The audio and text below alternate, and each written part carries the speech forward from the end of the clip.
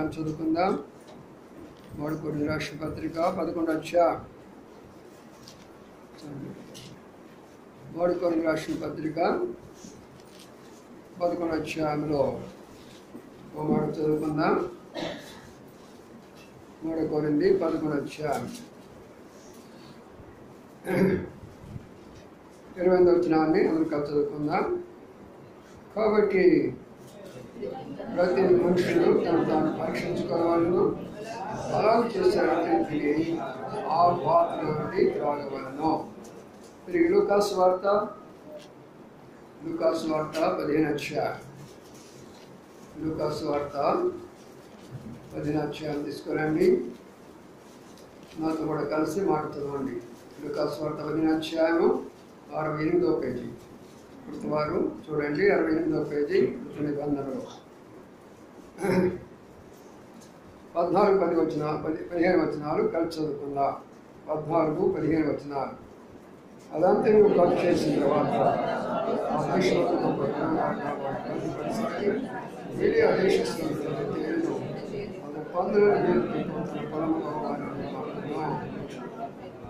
చదవలేఖన భాగాన్ని ప్రభావించి దీవించుగాక. దినాల్లో ప్రభు యొక్క బలలో ఉన్న అనేకమైన రహస్యాలు మనం తెలుసుకుంటూ వస్తున్నాం. ఈరోజు కూడా మరొక రహస్యాన్ని తెలుసుకుందాం. 3 రోజులు తెలుసుకుంటూ వచ్చాము. మొదటి పాత్రలో విషమన్నటువంటి పాత్ర ఎలాగా మార్చబడిందో, ఎలాగా రుచికరంగా చేయబడిందో మొదటి పాత్ర గురించి నేర్చుకుంటూ వచ్చాము. తర్వాత రెండవదిగా పరలోకం నుంచి దుప్పుడు లాంటి యొక్క పాత్ర వచ్చినప్పుడు ఆ పాత్రలో ఏమున్నదో చూసి ఆ పాత్ర ప్రకారం ఆయన వెళ్ళి ఏమి చేసినాడో కూడా అది కూడా చూస్తూ వచ్చారు. ఆ తర్వాత ఇప్పుడు మరి ఇందులో ఉన్నటువంటి యొక్క విషయాన్ని మనం చూడబోతున్నాం. ఈ పాత్రలో ఉన్నటువంటి విషయాన్ని మనం ధ్యానించుకోవాలి. ప్రార్థన చేసుకుందాం. ప్రేమల మా పరలోక తండ్రి, నమ్మకాన్ని మా దేవానికి స్తోత్రాలు చెల్లించుకుంటున్నాం. మీ లేఖన భాగంలో ఉన్నటువంటి యొక్క పాత్ర, ఆ పాత్రలో ఏమై ఉన్నదో, ఆ పాత్ర ఎలాగా శుద్ధిపరచబడుతున్నదో, ఆ పాత్ర ఎలాగా నింపబడుతున్నదో అనేక విషయాలు మాతో నేర్పిస్తూ వస్తుంటున్నారు. మా మధ్యలో ఒక పాత్రను పెట్టారు. ఆ పాత్రలో ఉన్న అనేకమైన రహస్యాలు మర్మాలు మాకు తెలియజేస్తుంటున్నారు. ప్రభావానికి అందరూ స్తోత్రాలు చెల్లించుకుంటూ వాళ్ళని దాసులను జ్ఞాపకం చేసుకోరండి. వచ్చిన ఏ ఒక్కరు కూడా కాడికి వెళ్లకుండా ప్రతి ఒక్కరు వారి భాగము పొంది ప్రభావ మిమ్మలను మా తండ్రి బల కొరకే సిద్ధపరచమని వేడుకుంటూ యేసయ్య పరిశుద్ధ నామమున స్తుతించి ప్రార్థించి కనపరచి వేడుకుంటున్నాము తండ్రి. ఆమేన్. పాత్ర అనగా విశ్వాస యొక్క జీవితము అనే విషయాన్ని గురించి మనం మీకు అనేక వాక్యాధారాలతో చెప్తూ వచ్చాము. మనము ఆయన చేతిలో పాత్రగా ఉండాలి. ఇక్కడ ఉన్న ప్రతి ఒక్కరం కూడా ఆయన చేతిలో ఉండే పాత్రలుగా ఉండాలి. తిమోతి రాసిన పత్రిక చూద్దాం. తిమోతి రాసిన 2వ పత్రిక. తిమోతి రాసిన 2వ పత్రికలో మరొక మాటను జ్ఞాపకం చేసుకుందాం. తిమోతి రాసిన 2వ పత్రిక 2వ అధ్యాయం.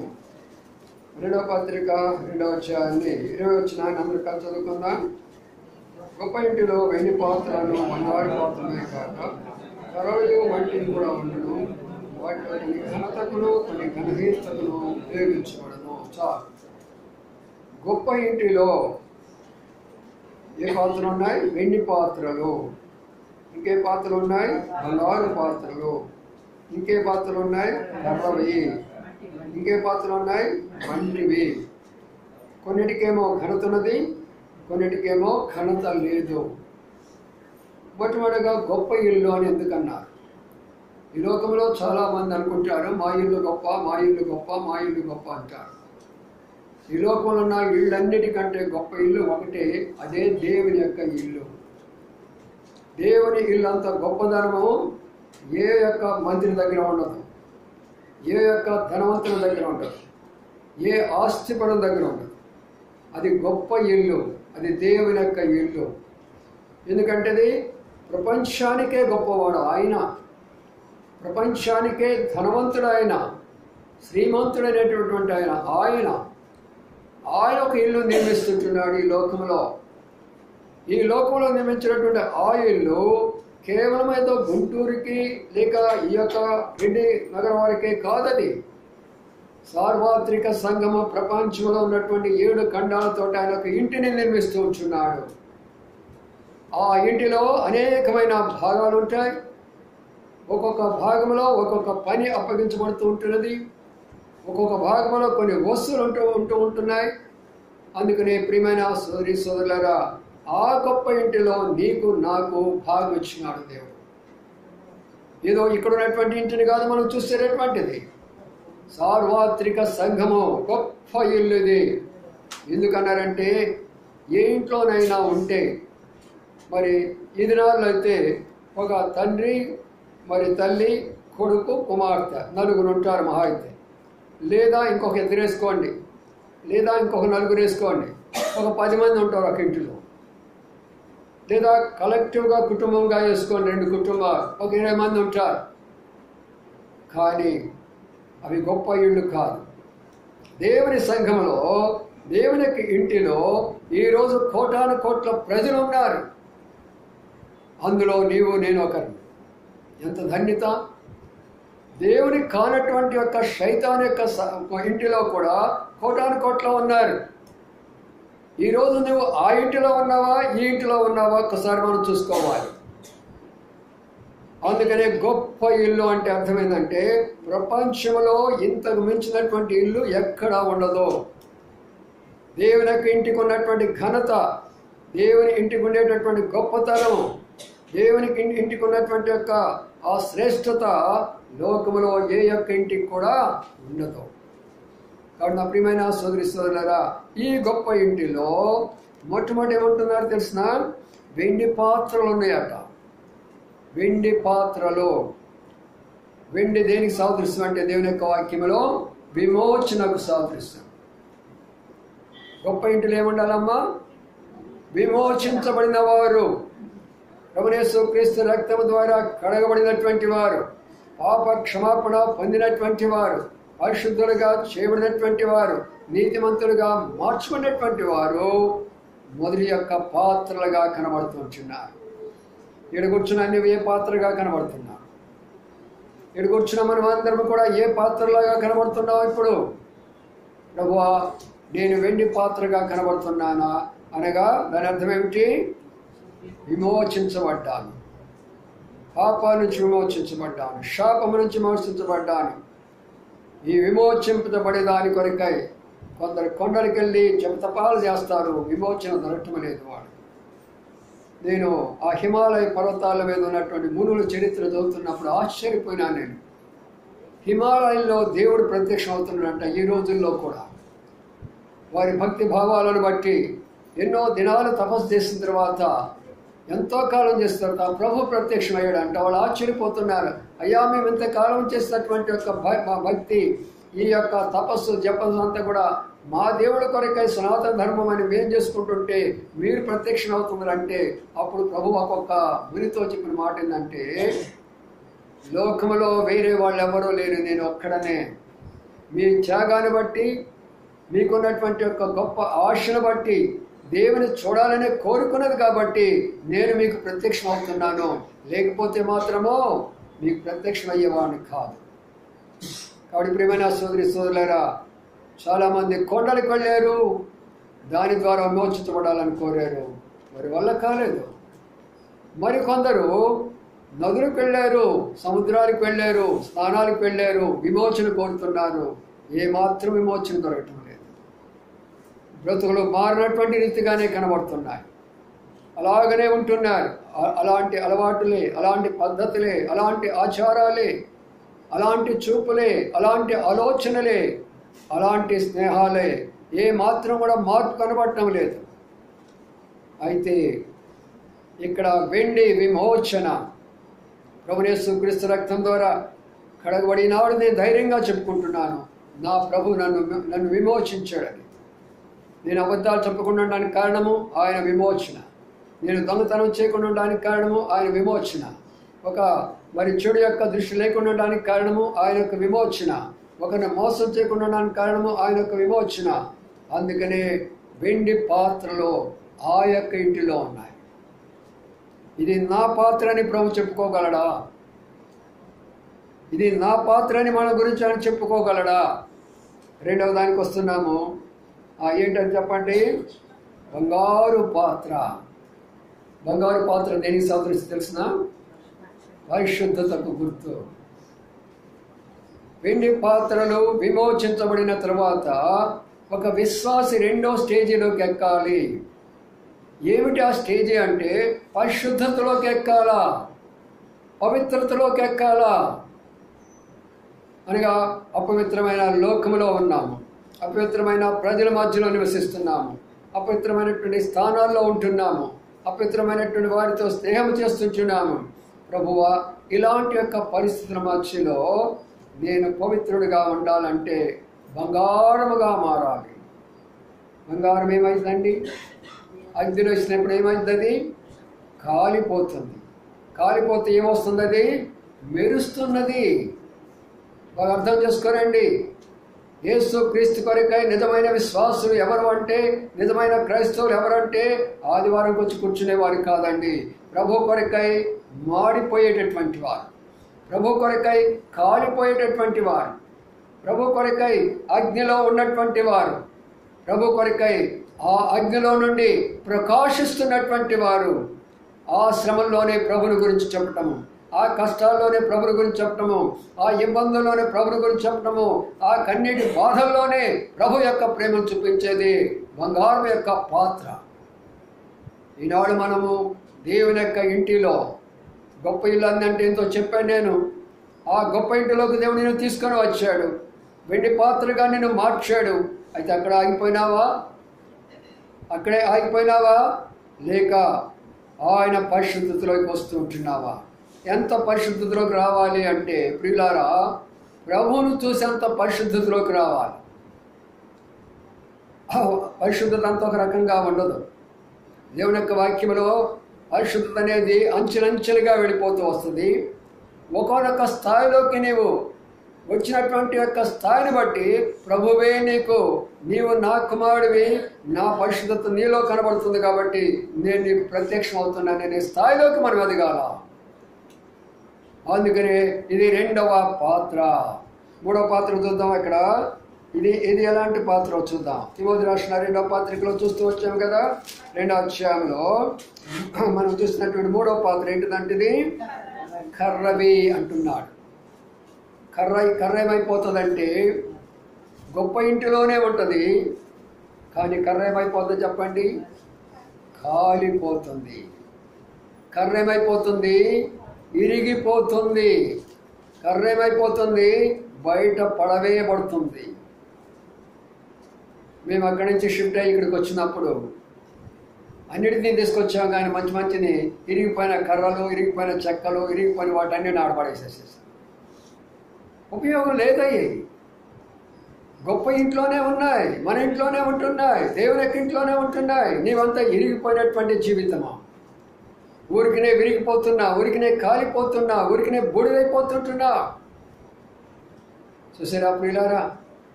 అగ్నిలో వేసినటువంటి ఒక కట్టె కాలిపోతుంది, పట్టుకోవాలంటే కాలుతుంది.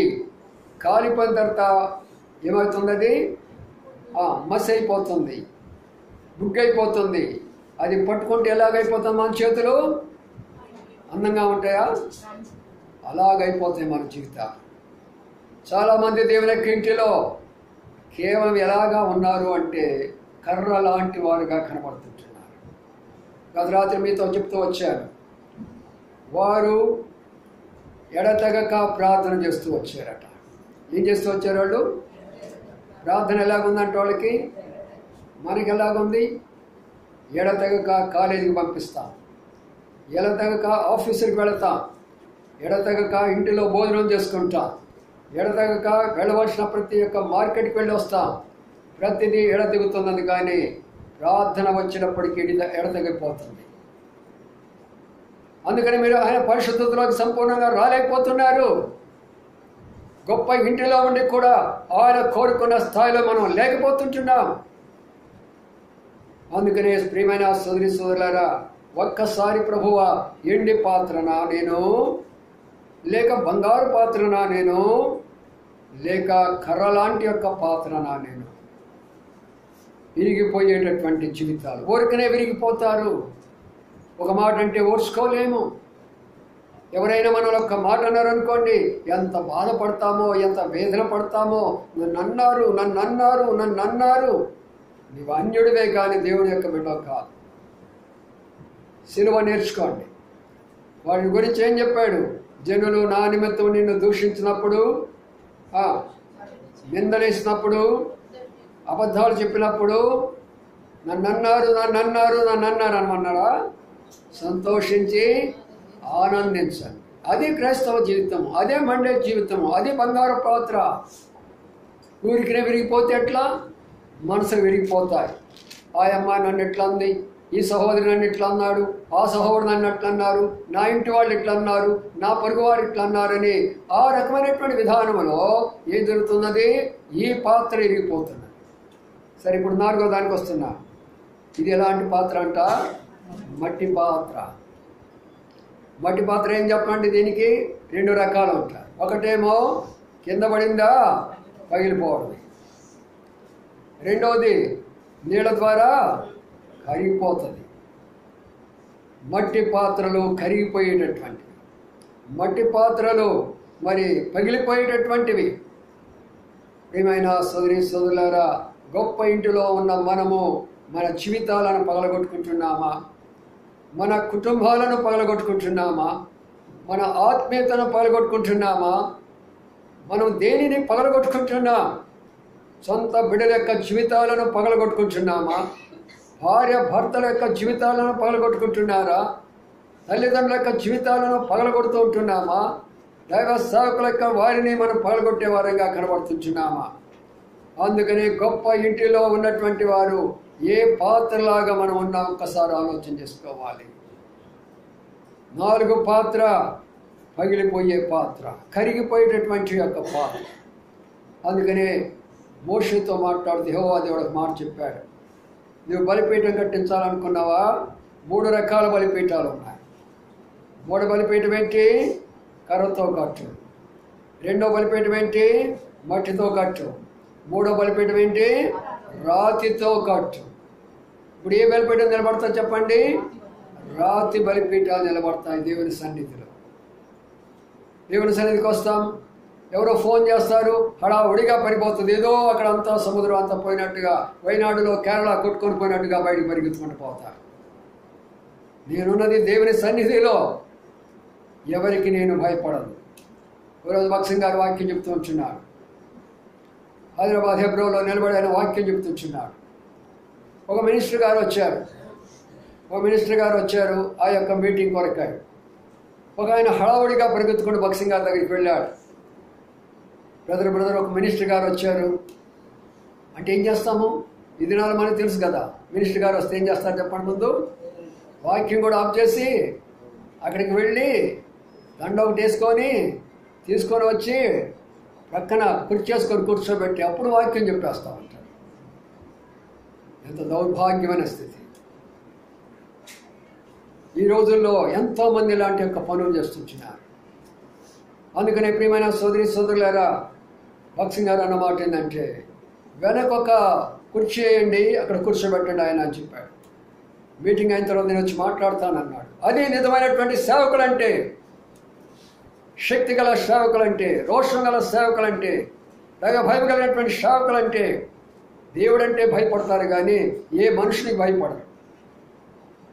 అందుకనే ఆ యొక్క రాతితో కట్టవలసిన బలిపీఠాలు ఈనాడు మట్టితో కడుతున్నారు బలిపీఠాలు. ఏ సంఘాలు చూసినా కూడా మట్టితో కడుతున్నారు బలిపీఠాలు, కర్రలతో కడుతుంటున్నారు బలిపీఠాలు. క్రైస్తవ యొక్క మొత్తము కూడా ఎంతగానో బాధకరం పరిస్థితులకు వెళ్ళిపోయింది ఈనాడు. గుంపులుగా చేర్చడము, ప్రభు యొక్క ఘనత లేకుండా, ఆయన వాక్యం లేకుండా, ఆయన యొక్క పద్ధతి లేకుండా, ఆయన క్రమం లేకుండా ఇష్టానుసారమైన బోధలు, ఇష్టానుసారమైన విధానంలో జరుగుతూ వచ్చింది. రాత్రి ఒక మాట చెప్పాను, వారు ఏకీభవించి ప్రార్థించినప్పుడు ఏం జరిగింది? మొట్టమొదట రాత్రి వచ్చిన వాళ్ళు చెప్పండి. ఇప్పుడు ఆ ప్రార్థనకు ఏం జరిగింది? రాత్రి మొట్టమొదటి ఏమొచ్చింది? భయం వచ్చింది వాళ్ళలోకి. ఎప్పుడైతే సంఘ ప్రార్థనలో నీవు ఉంటావో దైవ భయము నీవు కలిగి ఉంటావు. ఒక ఆఫీసర్కి భయపడిపోతావు, ఒక యజమానుడికి భయపడిపోతావు, ఒక టీచర్కి భయపడిపోతావు, లేకపోతే ఇంకొకరికి భయపడిపోతావు. దేవుడికి అంటే భయపడవా? దేవుని సన్నిధి అంటే నిర్లక్ష్యమా? వారానికి అన్ని డ్యూటీలు చేసుకుంటాం. వారానికి 3 ఇచ్చాడు ప్రభు మనకు. ప్రభు యొక్క బల్ల ఒకటి ఇచ్చాడు. బైబిల్ పఠనం ద్వారా, వాక్యం వినడం ద్వారా విశ్వాసం కలుగును. ప్రార్థించడం ద్వారా నీ ప్రతి సమస్య తీర్చబడుతుందని చెప్పాడు. ఈ 3 కూడా రాలేని పరిస్థితులా? అంతగా దేవుడు బలహీనపరుస్తున్నాడా మనలను? ప్రియమైన సోదరి సోదరులారా, రెండవది ఏం చెప్పాను? వాడు ప్రార్థన తర్వాత భయపడిన తర్వాత ఏమొచ్చిందని చెప్పాను? యెహోవా యందు భయభక్తులు కలిగిన వారికి ఏముంది చెప్పాక నేను చెప్పాను, మర్చిపోయినారా? ఈ ఆశీర్వాదాలు వస్తాయి. ఏ ఆశీర్వాదాలు? నీ కష్టార్జిత నేను ఆశీర్వదిస్తాను. నీవు కష్టపడుతున్నావు కానీ నీ కష్టార్జిత విడిపడిపోతుందో. నీ భార్య ఫలించు ద్రాక్షవల్లి ఉండాలంటున్నారు, భార్యలో మంచాల మీద ఉంటున్నారు. ఎందుకు? ఆ భయం అనేది భర్తల్లో లేదు. నీ బిడ్డలు ఒలివ మొక్క వలె ఎదుగుతారంటున్నారు, బిడ్డలకు సరైన జ్ఞానం లేదు. వారి చేతుల్లో ఫోన్లు పెట్టడం నేర్చుకున్నావు కానీ బైబిల్ పెట్టడం నేర్చుకున్నావా? మేము చీరాల్లో ఒక మీటింగ్ జరిగిస్తూ ఉన్నాము. అప్పుడు చాలా చిన్నవాడు, ఒక నా సంవత్సరం అనుకుంటాను, లోపు అనుకుంటాను బహుశా. సుబ్బారెడ్డి గారు అక్కడికి వచ్చారు, ఇంకా కొంతమంది సేవకులు అక్కడికి వచ్చారు. అందరూ ఉన్నారు అక్కడ. మొట్టమొదట బర్త్డే జరిగిస్తున్నాను. అక్కడ మరి అనేకమైన డబ్బు పెట్టారు. కొంతమంది డబ్బు పెడతారు, పుస్తకాలు పెడతారు, రకరకాలు పెడతారు కదా, ఇవన్నీ పెట్టేశారు. అక్కడ కొంతమంది బంగారం కూడా పెట్టుకుంటారు. ఎందుకంటే నా కొడుకు నా కూతురు అది కొట్టుకోవాలి. ఏది పట్టుకోవాలా?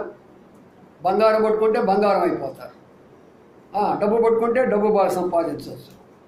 అవన్నీ పెట్టినప్పుడు అప్పుడంత చిన్నోడు బంది ఆడుకుంటూ బైబిల్ తీసుకుని ఇటు పెట్టుకున్నాడు. కావాలంటే ఫోటో పంపిస్తాను చూడండి. మన బిడ్డలకు మనం ఏమి నేర్పించాలా? చిన్నతనం నుంచి ఫోన్లు కాదు, బైబిల్ పెట్టడం నేర్చుకోండి. వాళ్ళ చేతుల్లో బైబిల్ పెడితే వారు పెద్దవారు అయినప్పుడు దేవుని ఘనపరుస్తారు, మనకెంతో మరి పేరు ప్రఖ్యాతులు వచ్చాయి.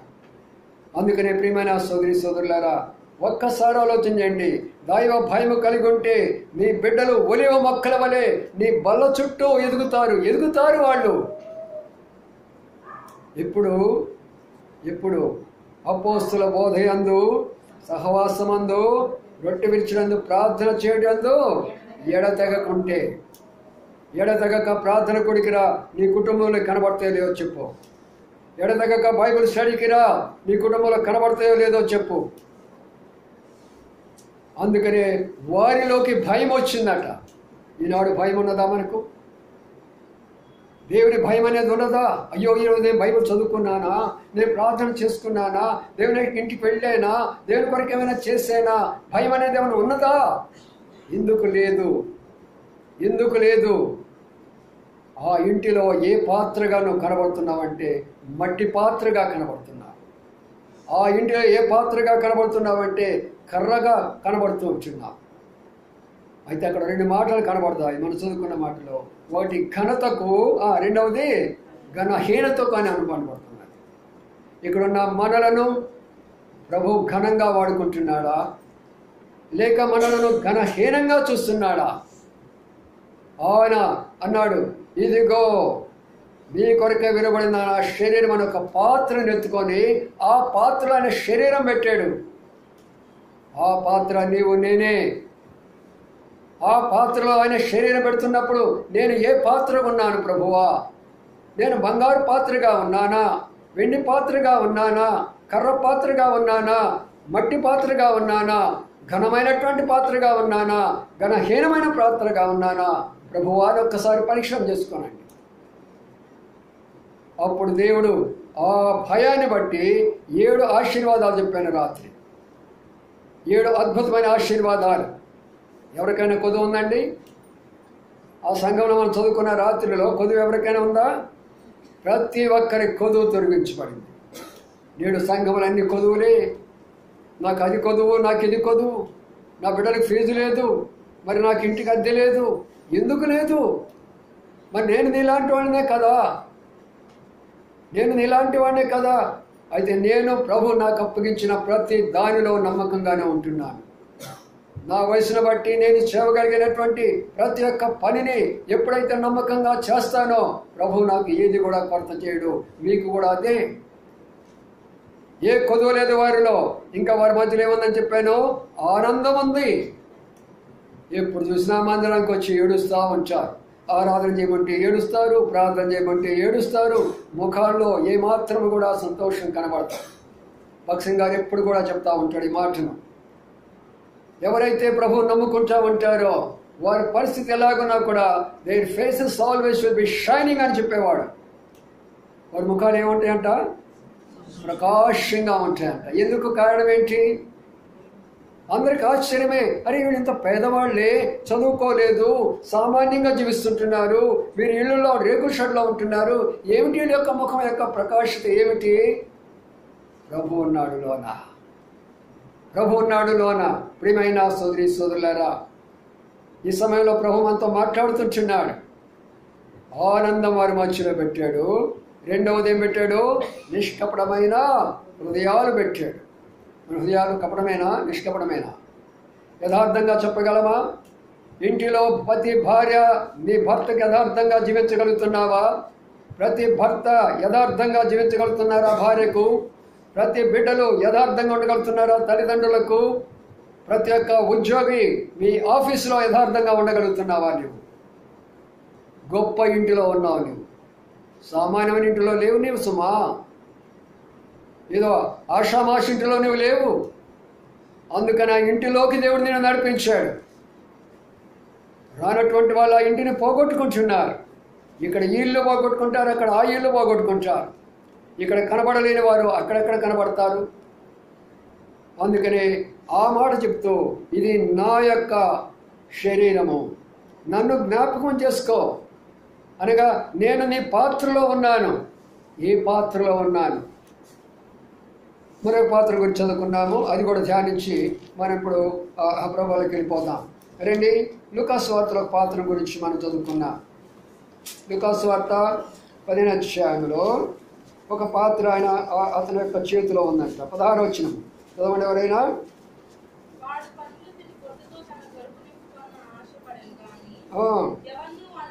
చూసారా ప్రియులారా? బాగా అర్థం చేసుకోరండి. ఈయన చేతిలో ఏ పాత్ర ఉంది చెప్పండి? ఏ పాత్ర ఉందంట? పందులు తినే పొట్టు పాత్ర ఉంది. ఎంత దౌర్భాగ్యమైన విషయం! ఎంత దౌర్భాగ్యమైన విషయం! ఎవరి కుమారుడండి ఈయన?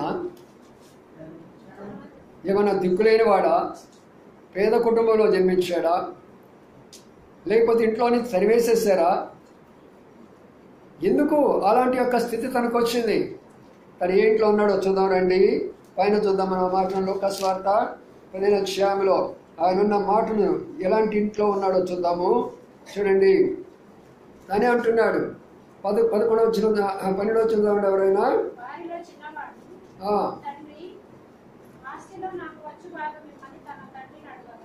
తర్వాత ఇక్కడ చదవండి మళ్ళా 18వ వచనం చదవండి.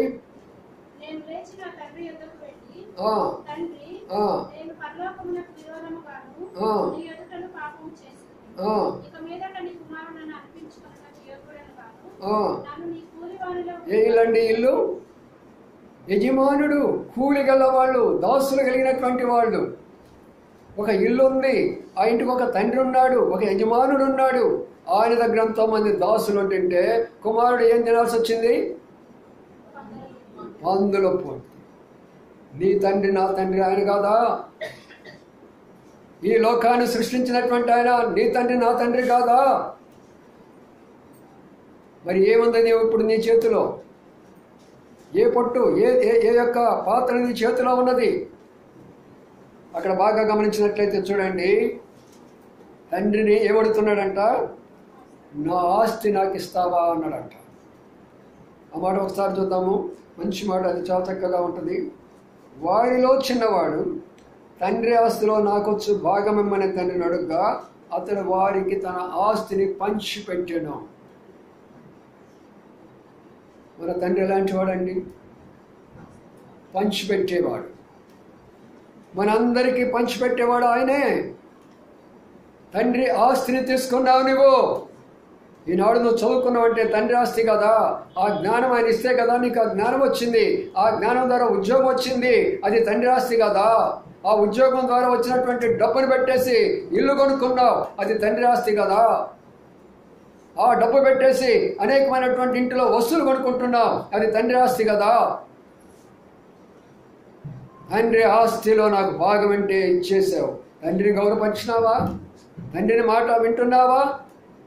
నా భాగం నాకేమని అడుగుతున్నావు? ఆయన అనొచ్చు, పౌరాన్ని ఇక్కడి నుంచి వెళ్ళిపోనొచ్చు. కానీ తండ్రి ప్రేమ అలాంటిది కాదు. తండ్రి ప్రేమ అలాంటిది కాదు. హృదయం అంతా బాధపడుతున్నది, హృదయం అంతా దుఃఖపడుతున్నాడు. నాకు ఇక్కడ ఆస్తి ఉన్నది, నాకు మంచి బిల్డింగ్ ఉన్నది, నాకున్నటువంటి యొక్క మరి ఎంతోమంది పనివారు ఉన్నారు, ఇక్కడ ఎన్నో ఎన్నో బాధ్యతలు నాకు ఇక్కడ ఉన్నాయి. మరి ఇలాంటి యొక్క స్థాయి కలిగినటువంటి నేను, నా కుమారుడు నా దగ్గర నుంచి దూరం అయిపోతున్నాడా? ఎంత హృదయంలో బాధ ఉన్నదో, ఎంత హృదయంలో దుఃఖం ఉన్నదో, ఆయన హృదయంలో ఎంత వేదన ఉన్నదో ఒకసారి ఆలోచించే. మనం అందరం కూడా ఆలోచించేయాలి.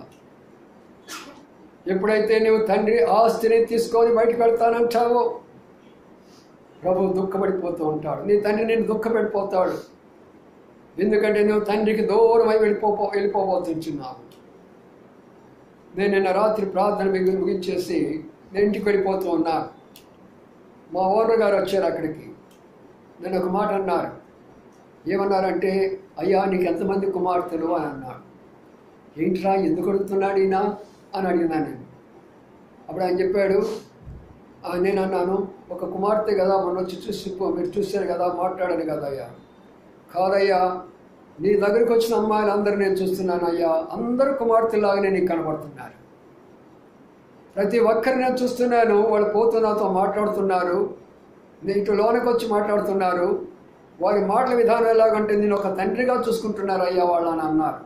నిజమే, అది సంతోషకరమైన విషయమే. కానీ పరలోక తండ్రికి కూడా మనం అలాగనే ఉండాలి. ఆ తండ్రిని మనం దుఃఖపెట్టకూడదు. ఆ తండ్రి ఆస్తి మనం తీసుకున్నాం. ఆయన ఆస్తి బైబిల్ తీసుకున్నావే, ఎంత నేర్చుకున్నావు బైబిల్, ఎంత నేర్పించావు నీ బిడ్డలకు, ఎంత చెప్పేవా బైబిల్ ఇతరులకు. లోక సంబంధమైన పాఠాలు బోధిస్తున్నామే, లోక సంబంధమైన జ్ఞానాన్ని బోధిస్తున్నామే, దేవుని యొక్క ఆస్తిని తీసుకున్నావే. ఎంతమందికి ఆ యొక్క వాక్యం ద్వారా ఆదరించావు, ఎంతమందికి ఆ వాక్యం ద్వారా మార్గం చూపించావు, ఎంతమందికి ఆ వాక్యం ద్వారా బలపరుస్తూ వస్తున్నావు, ఎంతమందిని ఆ వాక్యం ద్వారా మరణం నుంచి బయటికి తీసుకొని వస్తున్నావు. తండ్రి ఆస్తి కాదా అది? ఆ వాక్యమే ఆయన అంటున్నాడు. దావీదు అంటాడు, బంగారు కంటే వెండి కంటే శ్రేష్టమైనది నీవిచ్చు వాక్యమే ప్రభువా అంటాడు. 119వ దావీదు కీర్తన. ఆ ఆస్తి నీకు దేవుడు నీ చేతిలో పెట్టాడు. ఏం చేస్తున్నావు నువ్వు ఆ ఆస్తిని? అందుకనే ప్రియమైన సోదరులారా, ఈనాడు చాలా మంది బిడ్డలు గొప్ప ఇంటిలోనే ఉన్నారు, తండ్రి ఆస్తి తీసుకుంటున్నారు, తండ్రికి దూరం అయిపోతుంటున్నారు. ఇక్కడ గమనిస్తే 4 విషయాలు గమనించాడు. తాను బయటికి పోయినాడంటే మొదటిగా తండ్రికి దూరం అయిపోయినాడు, రెండవదిగా కుటుంబానికి దూరం అయిపోయినాడు, మూడవదిగా సోదరులకు దూరం అయిపోయినాడు, నాలుగవదిగా అక్కడ పనిచేసే దాసులకు దూరం అయిపోయినాడు. ఎంత లోతైన సత్యం ఒకసారి అర్థం చేసుకోనండి. నీవు కానీ దేవుని సంఘానికి దూరం అయిపోయినావంటే ఈ 4 ఆశీర్వాదాలు పోగొట్టుకుంటావు. మొదటిగా తండ్రిని కోల్పోతావు నీవు, రెండవదిగా ఆ ఇంటిని కోల్పోతావు నీవు, మూడవదిగా అక్కడ ఉన్నటువంటి యొక్క తోటి సహోదరునితో ఉన్న సహోదరులు కోల్పోతున్నావు నీవు, నాలుగవదిగా అక్కడ పనిచేసే వారి యొక్క దాసులను కూడా కోల్పోతున్నావు నీవు. నేను పుట్టింది గొప్ప ఇల్లే, అందరూ చెప్పుకుంటారు నేను ప్రభు నమ్ముకున్నానయ్యా, నేను హెబ్రోను ఫెలోషిప్లో ఉన్నానయ్యా, గొప్ప ఇంటిలో నేను ఉన్నానయ్యా, గొప్ప దర్శనంలో నేను ఉన్నానయ్యా. ఉన్నావు రైటే, ఈ 4 నీలో జరగలేదా? ఆ ఇంటిని పోగొట్టుకుంటున్నావా? నీతోటి సహోదరు సహోదరి నీతో ఉండగలుగుతున్నారు ఈ రోజున? నీ దగ్గర పనిచేసేటటువంటి పరిచారకులు, దేవుని ఎక్కడిలో పనిచేసే పరిచారకులతో పరిచయం చేయగలుగుతున్నావా? దేవుని యొక్క సేవకులతో పాటు సేవ చేయగలుగుతున్నావా? నీ తోటి సహోదరుతో కలిసి తండ్రి యొక్క భాగంలో భాగం తీసుకున్న మనము ఆయన కార్యకలాపాలు జరిగించగలుగుతున్నామా? ఎంత బాధకరమైన విషయం! తండ్రి హృదయం ఎంత క్షోభించున్నదో, ఎంత బాధపడి ఉంటున్నదో, ఎంత వేడ్చి ఉంటాడో. వెళ్ళాడు, తన ఇష్టానుసారంగా జీవించాడు. ఇప్పుడు ఆయనకి దగ్గరికి వచ్చినాయి కొన్ని చెప్తున్నాను నేను. మొదటిగా ఆయన దగ్గరికి వచ్చింది ఏంటంటే, తను ఒక త్రాగుబోతు అయిపోయినాడు. వాడి యొక్క అన్నగారు అన్న మాట ఆ మాటను, త్రాగి వేష్యలతో ఉన్నవాడిని నువ్వు నన్ను మళ్ళా పిలిచి వాడికి ఒక ఇది పెడుతున్నావా? నీవు త్రాగుబోతుల దగ్గరికి వచ్చారు, వేష్యల దగ్గరికి వచ్చారు, స్నేహితుల దగ్గరికి వచ్చారు, డబ్బంతా తిన్నారు. బాగా అర్థం చేసుకోనండి. నీవు బయటికి వెళ్ళినప్పుడు, నీ దగ్గర డబ్బు ఉన్నప్పుడు వీళ్ళందరూ నీతోనే ఉంటారు. లోకమంతా నీతోనే ఉంటుంది. నీ డబ్బు అయ్యేంతవరకు నేను వెంబడిస్తారు, నీ ఆరోగ్యం అయ్యేంతవరకు నేను వెంబడిస్తారు. నీ బంధువులైనా, నీ మిత్రులైనా, నీ కలిగిన వారు ఎవరైనా సరే వారందరూ నిన్ను వెంబడిస్తారు. ఒకనొక దినం వస్తుంది, ఒంటరివాడు అయిపోతావు. అప్పుడు చూసుకుంటావు, ఏరి నాతో ఉన్నటువంటి వారు, నా శరీర కోరికలు ఇచ్చిన వారు ఎక్కడికి వెళ్ళిపోయినారు?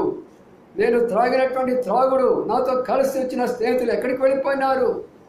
తినటానికి తిండి లేదే, ఉండటానికి ఇల్లు లేదే, పని చేయడానికి ఉద్యోగం లేదే, ఏమి చేయాలా? 79లో ఎంకామ్ పాస్ అయిపోయినాను. ఎంకామ్ పాస్ అయిపోయిన తర్వాత ఇంటికి రావాలని కోరుకున్నాను.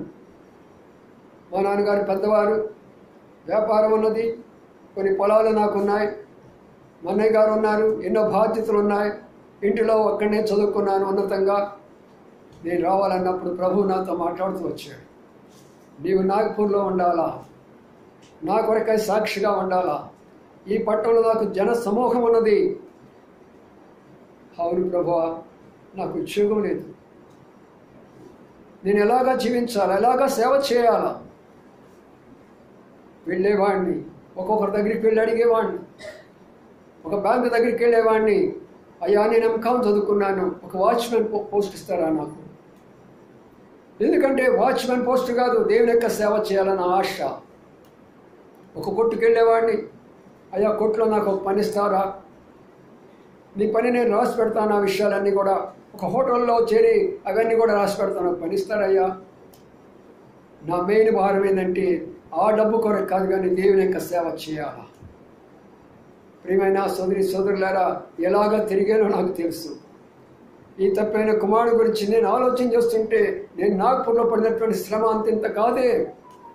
వీధులు తిరిగాను, ప్రభువుకు నేను లోబడాలనుకున్నాను, ఆయన సేవ చేయాలనుకున్నాను. నాన్న వాళ్ళు నాకు ఎవరు లేరు, అక్కడ సంఘం కట్టేంత వరకు కూడా ఎవరు లేరు. ఇటు తండ్రి దూరం అయిపోయినాడు, కుటుంబం దూరం అయిపోయింది, చదువు అయితే నాలో ఉన్నది కానీ ఏ మాత్రం ఉపయోగం అయిపోయిన పరిస్థితి ఏర్పడిపోయినది. అప్పుడు ఏడుస్తూ ప్రార్థించినప్పుడు ప్రభు ఒక చిన్న ఉద్యోగం ఇచ్చాడు. అది 100 రూపాయల ఉద్యోగం ఇచ్చాడు నాకు. ఆ 100 రూపాయల ఉద్యోగంలో ఒక పూట భోజనం చేసేవాడిని. 20 రూపాయలు పెట్టి ఒక రూమ్ తీసుకున్నాను. 20 రూపాయలు పెట్టి తలకు నూనెైనా సోపు అయినా పెడుతూ వచ్చాను. అలాగా కష్టపడి ఇలాగ సంఘాన్ని కట్టాను అక్కడ. ప్రియమైన సోదరి సోదరులారా, తండ్రి ఇల్లు చాలా ఇంపార్టెంట్. అందుకనే నేను వాటిని నా అనుభవంలో నేను ఎరుగుతాను. ఎంత కష్టపడి ఉంటాడు యవనస్తుడు, ఉద్యోగం లేకుండా తిరిగి ఉంటాడు. నాకు ఒక పని ఇస్తారా, నాకు ఒక పని ఇస్తారా అని అడుగుంటాడు. ఎవ్వరు ఏ పని ఇవ్వటం లేదు. జాగ్రత్త యవనస్తులారా, తండ్రిని కోల్పోయినావా, తండ్రి ప్రేమను కోల్పోయినావా, ఒకనొక రోజు నీ పరిస్థితి ఇలాగనే ఉంటుంది. ఎవరు నీ ముఖాన్ని చూడరు, ఎవరు నిన్ను ఆదరించేవారు ఉండరు. ఆఖరికి ఒక పందులు మెతుకునే తొట్టి దగ్గరికి వెళ్ళి అడిగాడు, సరిపోని కది. అక్కడ వాళ్ళు ఏమైనా భోజనం పెడతారా? భోజనం లేదు తినటానికి. అక్కడ పందులు తినేది తినాల్సినటువంటి పని వచ్చేసింది. ఎంత దౌర్భాగ్యమైన పరిస్థితి. నేడు అనేకులు గొప్ప ఇంటికి సంబంధించిన మీరు, క్రైస్తవ కుటుంబాల్లో పుట్టినామని చెప్పుకునే మీరు, బైబిల్ మాకు తెలుసని చెప్పుకునే మనము, సంఘం అంటే మనకు తెలుసని చెప్పే మనము, సేవ అంటే మనకు తెలుసని చెప్పే మనము, ఎన్నో సంవత్సరాలుగా బైబిల్ చదువుతున్నటువంటి మనము గొప్ప ఇంటిలో ఉండి ఇలాగా ఉన్నాము ఈ రోజున. అందుకనే అన్నీ అయిపోయిన తర్వాత ఆ తండ్రి జ్ఞాపకం వచ్చినాడు. ఎప్పుడు నీకు జ్ఞాపకం వస్తున్నాడు? అన్నీ అయిపోయినాయి కదా, నీకు ఆరోగ్యం అంతా పత్రం అయిపోతుంది కదా, నీ ఆరోగ్యం నీకు రోగాల మీద రోగాలు వస్తున్నాయి కదా. ఎందుకు ప్రభు మనకు రోగాలు అనుమతిస్తున్నాడు? ఎందుకు ఈ కష్టాలు అనుమతిస్తున్నాడు? తన బిడ్డలను అలాగా చూడాలని ఆయనకి ఇష్టమా? తన బిడ్డలు పేదవాళ్ళకు ఉండాలని ఆయనకి ఇష్టమా? తన బిడ్డలు దిక్కులేని వారికి ఉండాలని ఆయనకి ఇష్టమా? లేక తన బిడ్డలకు ఏ మాత్రము పరపతి ఉండకూడదనేది ఆయన ఇష్టమా? కాదే. ఎందుకు అలాగ అయిపోయినాడు? అలాంటి పరిస్థితి వచ్చినప్పుడు తండ్రి కనపడతాడు నీకు. కష్టం వచ్చినప్పుడు, బాధ వచ్చినప్పుడు, ఇరుకు వచ్చినప్పుడు, ఇబ్బంది వచ్చినప్పుడు, రోగం వచ్చినప్పుడు అప్పుడు నీకు తండ్రి కనపడతాడు. అప్పటిదాకా నీకు తండ్రి కనపడడు. ప్రియమైన సోదరులారా, నీ ఒక గొప్ప ఇంటిలో ఉన్నావని ఆలోచన చేసుకో. ఈరోజు తీర్మానం చేసుకో. ప్రభువా, బంగారు పాత్రగా ఉంటానా, వెండి పాత్రగా ఉంటానా, కర్ర పాత్రగా ఉంటానా, మట్టి పాత్రగా ఉంటానా, లేక నా చేతులకి పందులు తినేటటువంటి పొట్టు పాత్ర వస్తుందా నా చేతులకి? చివరిగా వస్తున్నాను. అక్కడ ఒక మాట చదువుకుందాం. ఆ మాట మనం చదువుకుంటే 20 వచ్చిన చదవండి. 20 వచ్చిన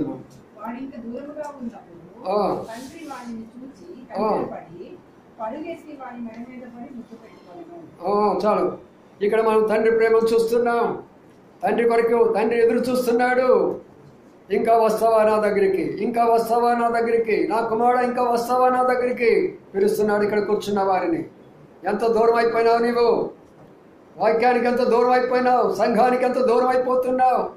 ఆయన యొక్క సహవాసానికి ఎంత దూరం అయిపోతున్నావు? సహోదరులకు ఎంత దూరం అయిపోతున్నావు? పరిచయం చేస్తున్నట్టు దైవ సేవకులకు ఎంత దూరం అయిపోతున్నావు నీవు? తండ్రి ఎదురు చూస్తున్నాడు. నీ కొరకు ఎదురు చూస్తుంటున్నాడు. వస్తాడా, వస్తాడా, వస్తాడా, వస్తాడా? రాత్రి బాబుకి డ్యూటీ వేసేసారు. రాత్రి 10 అయిపోయింది. ఆ డ్యూటీ నుంచి వచ్చిన తర్వాత అప్పుడు చెప్తున్నాడు, అమ్మ డ్యూటీ అయిపోయినప్పుడు ఇప్పుడు అయిపోయిందమ్మా, 10 అయిపోయింది, బాగా అలసిపోయినానమ్మా, రాలేకపోయాను. రేపు కూడా చాలా మరి నేను వస్తాను, వస్తానికి ప్రయత్నం చేస్తానని అన్నాడు. 10 గంటల లోపల 4 సార్లు అడిగేస్తాను, బాబు ఏమన్నా ఫోన్ చేస్తున్నాడా, వస్తున్నాడా, రావటం లేదా? ప్రియులారా, ఒక శరీర సంబంధం తండ్రికి ప్రేమ ఉంటే పర సంబంధమైనటువంటి ఆ తండ్రికి ఎంత ప్రేమ ఉంటుంది నీ మీద? పర సంబంధమైన తండ్రికి ఎంత ప్రేమ ఉంటుంది మన మీద?